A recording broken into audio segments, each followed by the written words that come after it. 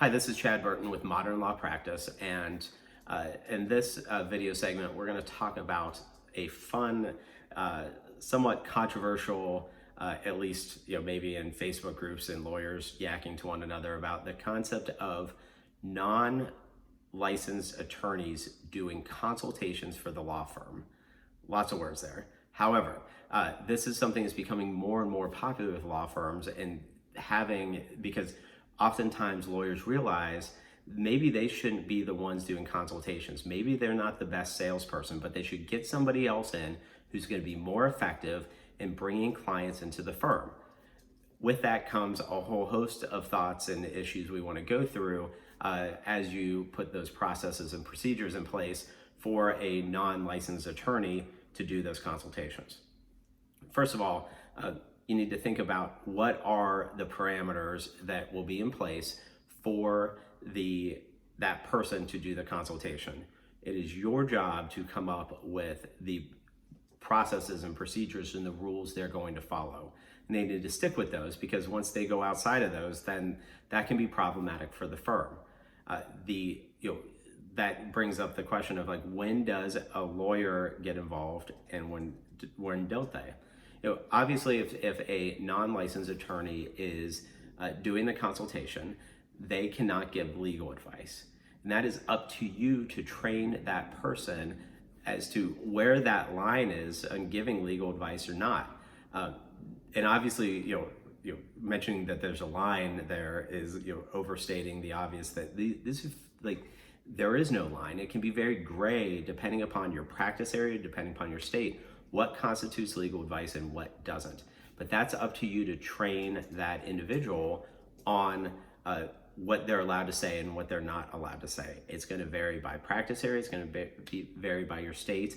But that person needs to understand they can't give legal advice and they can't cross that line, as gray as it is.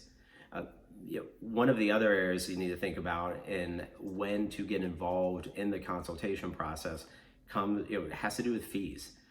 If you have standard fee structures in place that the individual will follow, then they should be able to move forward with signing that client up. If they deviate from it or want to deviate from those processes and procedures, you need to get involved to approve those and make sure they're in line with the ethics rules. Are you charging a reasonable fee at that point? A really interesting area and difficult area to navigate with a non-attorney salesperson is the concept of fixed fees.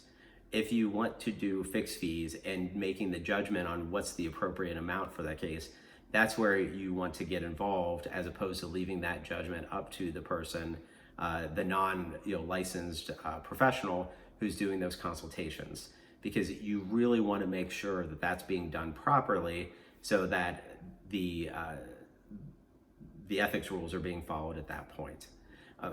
So this is an interesting area, but not an impossible area to navigate, because you need to think about your intake process and the business aspect of that. Who's the best person to be doing your consultations? And that is not necessarily you or other attorneys, because maybe you don't have the training for it. Maybe you don't have the time for it. You need to be spending your time on billing hours and being in court or running the business. But getting somebody who's really good at sales and really can connect with your clients doesn't always mean that they're actually a licensed attorney. That can feel uncomfortable for some people, but it's been very successful for a lot of firms. So it's something to think about as a way to grow your firm. Who is the best person to be doing those consultations, and what are those parameters you're going to put in place to make sure that they're not only just effectively executing that job, but doing it in an ethical manner.